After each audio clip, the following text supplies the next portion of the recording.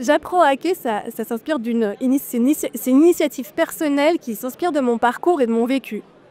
Donc j'ai découvert l'informatique au lycée sous l'angle développement logiciel et ça m'a tellement plu que j'ai voulu orienter mes études supérieures dans le domaine et ma carrière professionnelle.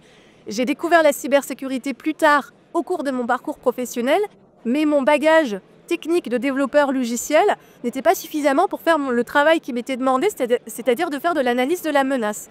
Et il y a un collègue de DGAMI qui m'a qui m'a suggéré de faire du hacking éthique pour pouvoir comprendre ce que c'était qu'une cyberattaque.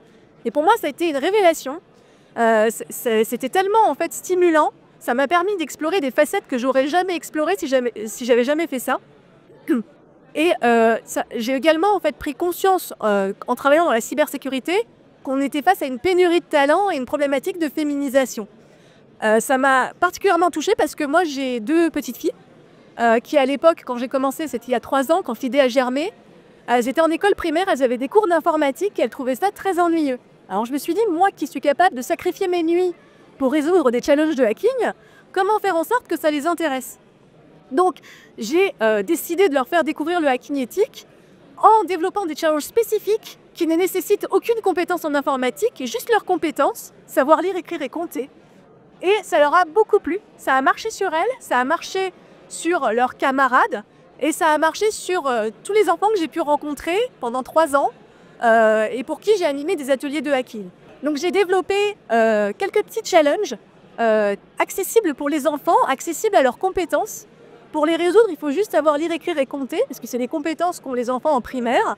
Et ça a marché sur elles, ça leur a beaucoup plu, ça a marché sur leurs camarades. Et ça a marché sur tous les enfants que j'ai pu rencontrer au cours des ateliers que j'ai été amenée à animer pendant 3 ans.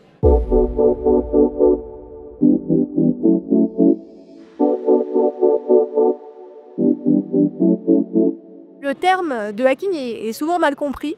On confond souvent hacking et piratage, alors qu'à l'origine, à la base, le terme hack signifie bidouiller, manipuler, bricoler.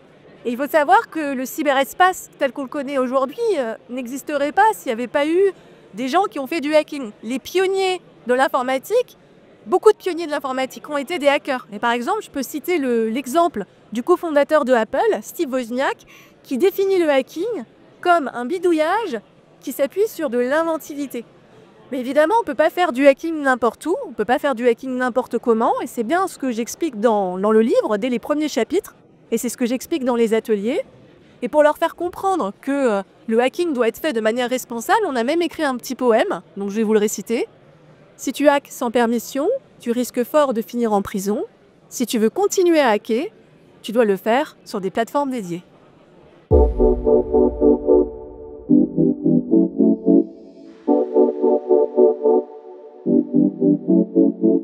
Alors moi, je vais vous faire un retour personnel qui n'est pas du tout basé sur une étude sociologique.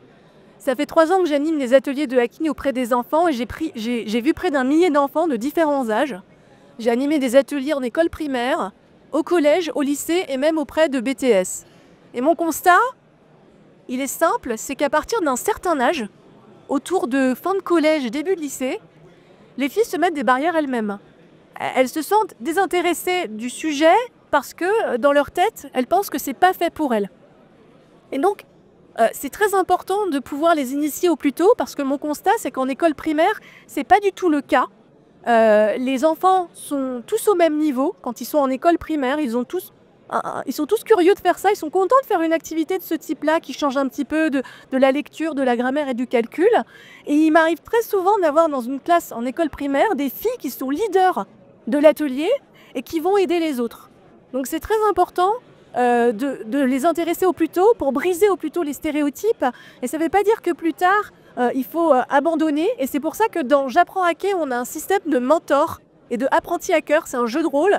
Le mentor qui sait résoudre le challenge doit aider l'apprenti hacker à résoudre les challenges, mais sans lui donner la réponse.